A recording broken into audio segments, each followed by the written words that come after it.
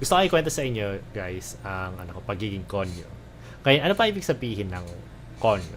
Well, in this case, in this context, ibig sabihin nun ay yung tao na pag nagsasalita siya, parang ang daming English words na ginagamit or parang halos English na lahat tapos may onting Tagalog lang. Yung parang ganun. Um, Accurate yung stereotype na yun sa akin. At least before. Ngayon, hindi na kasing accurate kasi mas sanay na ako mag-Tagalog. Pero gusto ko pa rin gawin tong video na to kasi na-experience ko yun. At wala, gusto ko lang makwento sa inyo ito. Um, Kasi may mga narinig akong comments before dito sa sa YouTube. Ah, Sinasabi nila na bakit ka nag-English? Bakit hindi ka mag-Tagalog? Well, I mean, parang nakasanayan ko lang kasi. So, ah gusto ko rin pag-usapan yung yung mga engagement numbers ko sa YouTube pagdating sa English versus Tagalog videos. But first, gusto ko muna ikwento sa inyo yung personal story kung bakit ako ganito. So, lumaki ako sa US, tapos bumalik ako dito sa Pilipinas noong 2017. Eh, nung umalis ako sa Pilipinas, bata pa ako eh. So, yung kasanayan ko sa Tagalog, hindi pa ganun ka, hindi pa siya ganun ka sana. Parang hindi pa siya ganun ka-develop. Uh, I mean, nagtatagalog yung parents ko sa bahay. Pero, paglabas ko, syempre, puro English sa paligid. So, wala. English yung talaga ginagamit ko. Uh, Nung bumalik ako sa Pilipinas, I mean, nakakaintindi naman ako. Pero, may mga phrases minsan na hindi ko naintindihan or parang nakalimutan ko na kung ano ibig sabihin nun. So, uh, yun ang experience ko. Pagdating naman sa mindset, uh, parang nag-iisip ako sa English eh. Kasi parang yun na yung nakasanayan ko sa isip. Parang yun na din yung naging subconscious na language sa isip ko. So nag-iisip talaga ako sa English. Uh, ano ang effect nun pagdating sa videos? Uh, pag pag gumagawa ako ng video sa English, parang walang problema eh. Parang wala, diretso lang. Pero kapag Tagalog, minsan parang pinag-iisip ako yung tamang grammar structure o pinag-iisip ako kung tama ba yung sinabi kong word, kung tama ba yung ibig niya sabihin, yung mga ganon. Uh, sa English, parang impromptu, walang problema. Ganun lang. So, I guess, over time, dahil mas madalas akong makipag-usap ng Tagalog sa iba, parang nasanay din ako. Pero nung unang balik ko dito sa Pilipinas, parang nahirapan din talaga ako. I swear. Ngayon, ano ang connect nito pagdating sa engagement numbers ko sa YouTube?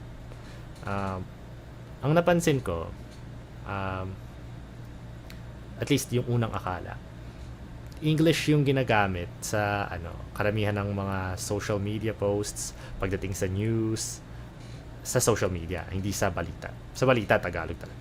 Pero sa social media, English yung ginagamit. Tapos English din yung ginagamit pag nakikipag-usap tungkol sa politics, halimbawa. Most of the time. Minsan may mga Tagalog. Um, pero for the most part, English talaga. So iniisip ko, pwede naman gamitin ng English kasi English din naman yung ginagamit nila. Pero nung nung napansin ko na yung engagement numbers ko, kasi gumagawa din ako ng Tagalog videos, tsaka English videos. Pero yung mga Tagalog videos, yun talaga yung mas maraming engagement. Tapos, minsan, kapag gumagawa ako ng video sa English, parang may nagsasabi pa sa akin na, ay, bakit hindi ka gumagawa ng video sa Tagalog? Well, to be fair to them, ang intended target audience ko talaga ay Pinoy. So, ang expectation nila ay Tagalog yung gagamitin kong language. That's fair. And in fact, wala akong I don't even disagree. Pero, parang iniisip ko, dahil masanay ako sa English, yun na lang yung gagamitin ko. Kahit hindi kasing relatable or hindi kasing madaling maintindihan. So, parang yun na yung comfort zone ko. Pero, ngayon, na ang videos ko ngayon, ay mostly showbiz or celebrity news or cultural topics Ngayon, mas kinakailangan ko mag-Tagalog kasi ah, mas madaling maintindihan yun sa palagay ko. Um, so parang mali yung una kong observation na akala ko mas madaling maintindihan yung English dahil yun yung mas madalas gamitin sa paningin ko. But that ended up not being the case. At least pagdating sa engagement numbers ko sa mga videos. So, baka mali lang yung tinatarget kong audience or baka iba yung tinatarget kong audience. Pero, at least yun ang ano ko, yun ang observation ko. So, ano ang moral of the story dito? Well, I guess kailangan ko na lang masanay sa Tagalog. I mean, technically, medyo sanay na rin ako. Pero, minsan, may mga times na parang ano pa rin, parang nabubulol pa rin ako. Pero, sa conversational Tagalog, disclaimer lang, wala akong problema sa conversation. Pero, pag halimbawa, gumagawa ako ng video sa Tagalog, parang minsan ako conscious ako na baka maling sinasabi ko, ganun. I'm pretty sure wala masyadong makaka-relate dito. Basta gusto ko lang sabihin sa inyo yung feelings ko pagdating dito sa issue na to. Kasi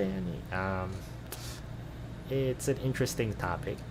At, well, sa totoo lang, I mean, hindi ko naman talaga kinakahiya. Konyo ako, yun na yun. Wala akong magagawa. May ibang tao na nakikita nila na, or parang sa paningin nila dahil hindi sila kasing sanay mag-Tagalog.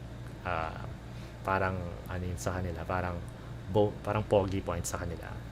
I don't see it that way. Mas gusto ko na, mas sanay ako sa Tagalog. As weird as that sounds. Baka hindi nyo maintindihan kasi baka hindi naman kayo konyo. So, wala lang. Gusto ko lang i-share to sa inyo. Naintindihan nyo ako. At least, parang narinig nyo yung experiences ko sa pagiging konyo. Anyway, yun lang sa ngayon. Ano ang opinion tungkol dito? Mas gusto niyo ba yung mga English videos ko kaysa sa mga Tagalog videos? Kung nanonood kayo ng videos ko noon. Yun lang sa akin. See you next time.